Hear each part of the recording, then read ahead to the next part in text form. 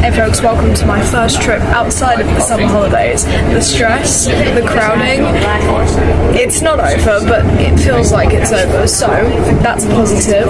But I'm on a train. I spent the night in Southampton, went to see Beetlejuice with a few friends, we had a fantastic time, and now I am on my way to London to see Guys and Dolls and then Book of Mormon. I tried to dress a bit more like a cartoon character today. I don't know if it worked, but I've got the tie, the shirt. I feel like I'm gonna fit in at the Bridge Theatre. I'm so excited for Guys and Dolls. I saw my friend perform it at college like earlier this year. Really enjoyed it, and I've heard fantastic things about this production. I know it's immersive. I know that's kind of one of the big sellers for this show, so I am so excited.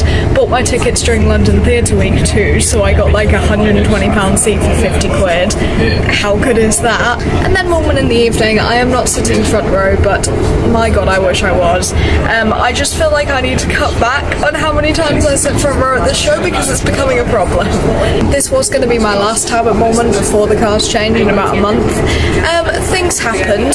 The Book of Mormon London cast is dropping like flies, guys. So Jed Hoyle is leaving, but no, he's not leaving on October 26th like everyone else, because that would be too easy, wouldn't it? So Jed's final show at the Book of Mormon is October 5th. I'm going because I'm able to. One exciting thing about that though, and I know what you're saying, it's very sad that Jed Hoyle is leaving us. However, the 5th of October will also be my 2-year anniversary for going to this show. Also, like the 2-year anniversary of this channel technically, so like that's crazy. But for now I'm gonna catch you when I'm in London. I'm actually going to the Coraline exhibition this afternoon, so I'm really excited about that. One thing I really want to show off before I let you go is my favourite birthday present that I got this year that I forgot to show you guys, but it is this amazing. It is my Better Call Saul World's Second Best Lawyer, again, coffee cup. I love it, and it's my favourite thing in the world because it keeps hot drinks hot, cold drinks cold. It's wonderful for travel, but for now I'll catch you when I'm in London. Social anxiety can kick my butt. So first things first, I got to London and I dropped off my bag. I cannot recommend Stasha enough. It is so good to just be able to drop your bag somewhere and collect it later on. Then I got a coffee and headed over to Embankment so I could walk the bridge, and it is gorgeous. It was a gorgeous day today. And then I found the Leica exhibition in South Bank, and it was really exciting. I was very excited. It took me a while to find the entrance because they had a private event going on. You know the drill, but then it was time to head inside. This event was free, but it did book out, and when I got there I found out that the entire event had sold out, so no more Coraline, I'm afraid, guys, but it was really cool. You almost don't realise how big these things are. Like, the scale of everything is crazy, but it was so cool just to see everything behind these movies. And it wasn't just Coraline, you know, we had the Box Trolls. That movie traumatized me as a kid, but we won't talk about that right now. As a kid also, I'd never watched Coraline all the way through until extremely embarrassingly recently, but we moved forward, and, you know, in the end I had a great time looking around. It only took about 15 minutes to go through. So I just left the exhibition. I'm coming back to you just to give a little bit of a break between the voiceover because I'm going to jump right back into it. But it was really fun. It was so cool to see that sort of thing, and honestly, like, the scale of everything is really surprising. You never realise how, like, genuinely massive these things are, and it's just so cool that them as a studio is still going and is still as big as ever, because I feel like just hand-drawn animation, stop motion, it's kind of being lost, so it's really nice that there's that exhibition there for people to enjoy, people like me who enjoy that kind of thing. Whoa! The sun is bright today and my pasty skin is not having it. Right, I'm going to drop back into voiceover. When I stop glowing, I'm going to jump back into voiceover and I'll see you at the Bridge Theatre. After I finished glowing in the gorgeous sunlight, it was time to head back on the tube where I found the Bridge Theatre. This theatre is such a nice little modern theatre, you know, I like the old buildings in the West End, like I love the old buildings in the West End, but this place was nice. It was very spacious, and we got the merch stand. They had such good merchandise. I got a little pin. I do kind of want to go back and get that fan because it was really, really, really pretty. I love the neon design of everything, and oh my god guys, themed cocktails. I got a Cosmo, or as it's known in the Bridge Theatre, a Cosmo and a Peck. They had a lot of punny, funny titles for the cocktails to go with the show. This theatre was gorgeous and I could not wait for the show to start. It was amazing. I understand I haven't gotten to you till the interval.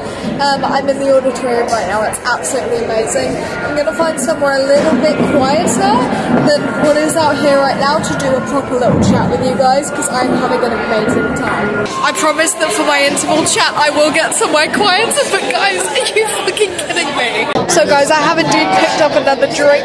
It's Barry and margarita. I'm having such a great time at this show. Like, it's so fun, so immersive. I really like how the stage works, and also like in the pit where you have the standing seats, really well managed, and honestly surprisingly, to be honest, everyone is absolutely amazing. I realised the guy playing Nicely Johnson is the guy who I saw play one of the Kevins in Come From Away.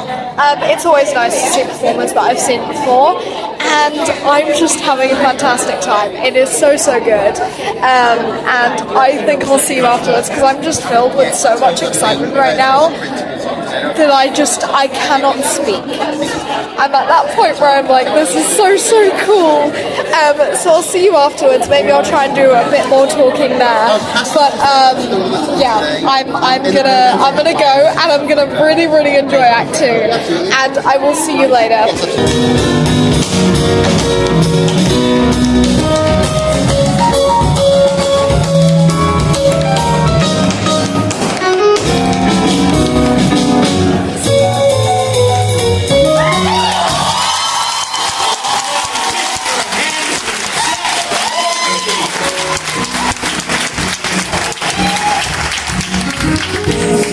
How do I feel from this chemistry lesson I'm learning? Chemistry lesson I'm learning. Sir, all I can say is if I were a bridge, I'd be burning. I knew my morale would crack from the wonderful way that you look. From the way that you look. If I were a duck, I'd quack. Or if I were a goose, I'd be cooked. Ask me how do I feel. Ask me now we're fondly caressing. Oh, if I were a salad, I know I'd be strapped in my dressing. Ask me how to describe this whole beautiful being.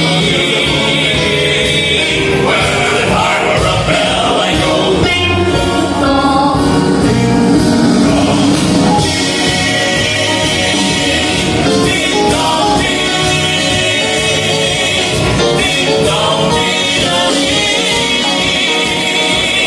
ding dong, ding dong.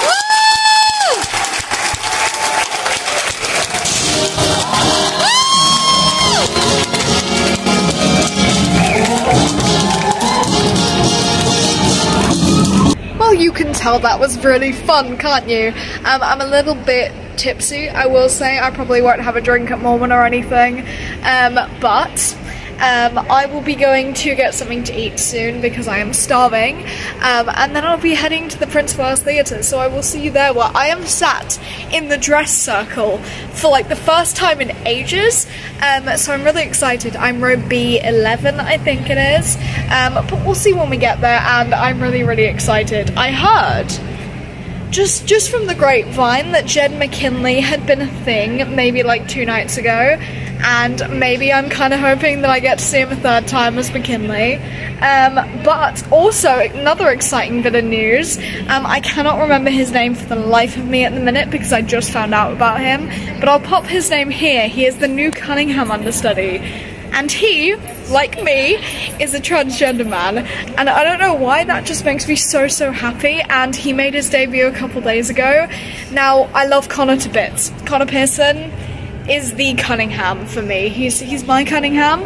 I say that, my Cunningham, it sounds a bit pretentious, but as much as I love Connor, I really want to see this guy at some point, maybe even tonight. Maybe he'll be on, but I don't know, but I'm excited to see who we have, because it seems like there's been a lot of covers this week. So we will see when we get there, but for now, I'm gonna eat, and then I'll take you with me to Leicester Square. I don't think it should surprise you that I made it to the front of the line, although how, I have no clue. Right now, I feel like I'm gonna pass out. I cannot wait to see the cast list for tonight, mainly because I'm hoping for Jed and Robin. I think that's what that guy's name is, but we'll see. Hey guys, so a little update from my seat. I'm freaking out a lot right now because a lot has happened. We have got Robin, the new understudy Cunningham, as Cunningham today, which is really exciting. As a trans man, and the fact that he is a trans man, this is very special to me, because obviously Book of Mormon is my dream show, despite the fact that I cannot act or sing for the life of me. But alas, we don't have Jed McKinley, it is Stephen Rowley today, which I'm really excited about, because as I said, I have started to love Stephen Rowley as McKinley. I'm pretty sure the rest of the cast is as normal. I will update you in the interval if that changes. Right now I'm actually going to show you my seat view, because it's not front row, it's actually row B of the circle, B11. So I'm going to quickly show that to you now, and then the show will start, and I'll catch you at the interval, and I will let you know how freaking good Robin is as Cunningham. So far, he had his debut on Tuesday. I have heard great things. I've heard fantastic things, and I cannot wait. Guys, look, I'm not sat in front row for once. This is so cool. I was going to sit in row A, but that was too expensive, so we're making do. But there's Angel Moroni, and we are ready. I've got a quick casting update for you lot. It's not everyone that's on. Chris and Shaq are the 2 guards, which is always lovely. Nick's back as the doctor, so that's nice. And we've also got Aviva, who came back for the role of Namalungi, which I'm really excited about, because I don't know if she'll stay past October 26th, but fingers crossed, because she is fantastic. Robin, as Zelda Cunningham, on the other hand, I can't even, like, he's absolutely amazing, and just seeing someone like me represented in a main role is so special, and I did cry a little bit, I will admit, but it's really lovely. It's really lovely to see. I mean, he's got to be the first, right? Like, first, at least Cunningham, right? Like, first trans woman, I don't know, but I'm probably gonna go. I might vlog more when I'm inside, back in my seat, maybe not, but I will definitely see you later, because stage door is gonna be wild. Just stage doored, heading back to my hotel now. Robin is lovely, and also so talented and sweet and amazing, and I love him so much, and I can't wait to see more of him. Yeah, I think this is enough excitement for one day, so I will catch you tomorrow morning. See ya. Hey everyone, it's finally that time where I'm going to be talking about Guys and Dolls at the Bridge Theatre, and I'm also going to be talking about Robin as Elder Cunningham, which was just amazing. I have already said how amazing he was, and as a trans person, seeing someone just like me in a main role in a show that I love so much, it made me cry, guys. Robin is lovely. I've seen him a couple times after, and he's just so sweet and so lovely, and yeah, I just love everything about him, and I cannot wait to see how much he grows with this show. And it's confirmed that he will be there until January 26th, so we've got some time with him, and hopefully his contract extends, fingers crossed. Obviously I understand if it doesn't and he moves on to do something else, but he is wonderful. Also, I heard that he made his Cunningham debut middle of Act 1. They got to the end of Turn It Off, McKinley showing them to their bedroom, and they literally swapped over so that Robin went through the door into the bedroom for I Am Here For You. That is crazy, and like, I talked to him, it must have been so crazy. I mean, he said it was mental and he just kind of completely like blanked out and didn't remember anything, but like, I'm not gonna lie, that's how most debuts for actors go, I found out. But let's go quickly and talk about Guys and Dolls at the Bridge Theatre, because I had a fantastic time and I really want to go back there before it shuts. But with how good the staging is, like, I really want to know what show is going to take its place when it leaves in January. So yeah, I've already talked about the staging, like the whole thing was so fun and it was so upbeat and enjoyable. The neon lights and everything, like you saw the set, it is insane and I love the design of this thing. All those lines that are on the floor in those video clips that I got is where the stage literally lifts up out of the ground, and I love that it goes into different pillars and different sets, and I love how it works, I absolutely do. The stage, like the floor where the stage is, where there are standing seats, and guys, like, I really want to get the standing seats next time. It is so well managed. I mentioned this in the interval, like I was really impressed with how clean everything was down there, and so no one gets physically crushed by any of the set. But obviously I feel like, you know, if anything was to happen, they have all these procedures, like it felt very professional, which is weird to say because I know it's a professional production, but I digress. So let's get into talking about some of these guys. We have Owain Arthur as Nathan Detroit, the main guy to his doll. He was very much the New York stereotype of, I'm working here. But yeah, no, he definitely leaned into that stereotype, and the humour and the vibe of the entire show very much does give me Only Fools and Horses vibes. Specifically Nathan gives Del Boy like so much. And like, he has his love of his life, Miss Adelaide. They've been together for about 12 years now. Her mother obviously thinks that they have, what, like 6 kids and they're married and they have a good life, you know, and obviously that's kind of the fantasy that she wants. He knows that, but it plays into this whole comedic bit and it is so funny. You know, Nathan's torn between Miss Adelaide and the crab game that he's running, and it's just a whole mess of comedy, and especially when he makes the bet with Sky Madison that he can't take this church girl to Havana. He does. It's just a whole mess of very convenient comedic things that just happen periodically. So that's kind of why the humour reminds me of Only Fools and Horses. So yeah, overall he's absolutely amazing. He had so much great chemistry with his co-stars, especially his co-star Tamika, who played Miss Adelaide. He was just absolutely amazing. Great stage presence, great vocals, just great overall. Like, he knew where he was, you know, he knows that he's this character. And it's like he is that character, and that's kind of what I love about immersive theatre. They just are that person for the duration of the show. Honestly, the immersion and the way the characters kind of would talk to the audience was very Newsies for me, which I'm sorry, like, I miss Newsies so much. But we're not talking about Newsies, we're talking about Guys and Dolls. And we're gonna move swiftly on to Tamika Ramsey, who played Miss Adelaide. Can we first talk about how gorgeous this woman is? She is so beautiful, which just kind of makes her perfect for the role because she is this beautiful doll.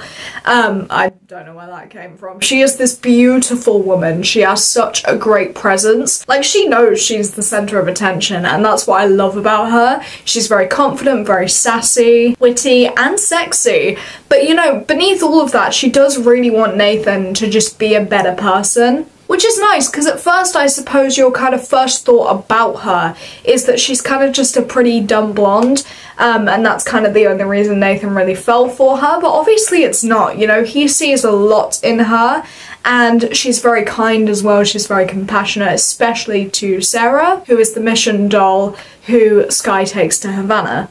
Weirdly enough, Tamika's whole stage presence and vibe and just character overall, you know, being a performer at the Hot Box, really reminds me of Miss Meta from Newsies.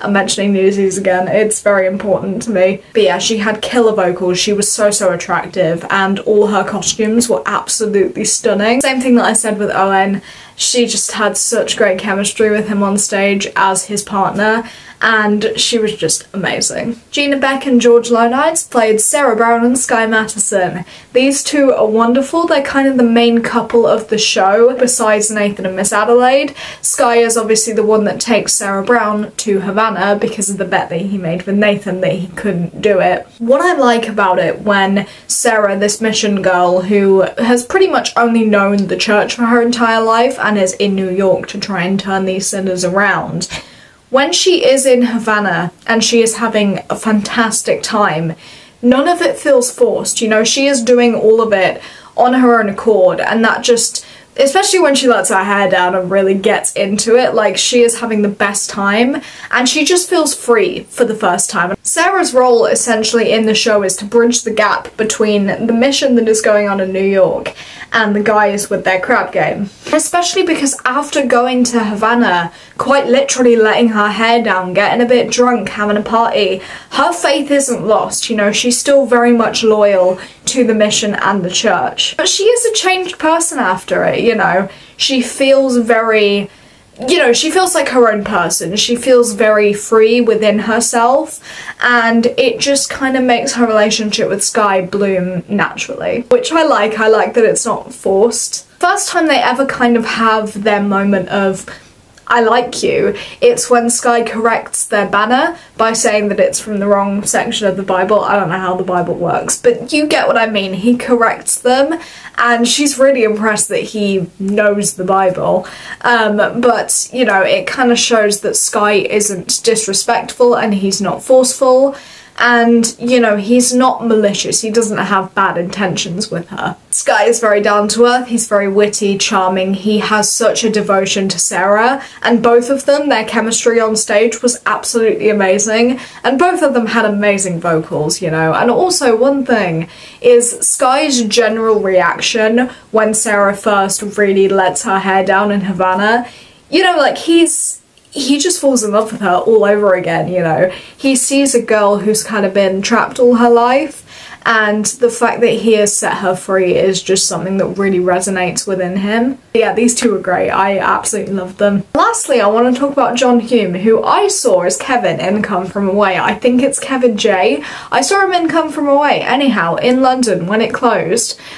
Still sad about that, but really happy that it's on tour. Now, Nicely Johnson, who John played, is a very comedic character. He's sort of the bumbling sidekick to Nathan, or at least one of the many bumbling sidekicks to Nathan. He has one of the biggest numbers in the show. Sit Down, You're Rockin' the Boat is like my favourite number in the show, and it's so groovy. He's very groovy, he's very snazzy, and I absolutely love him, so I just wanted to give a quick shout out to John Hume. Now, I think that's gonna cut it for my Guys and Dolls portion of this video. I had such a good time at this show, and I really want to go back soon, hopefully, because it's closing at the start of January.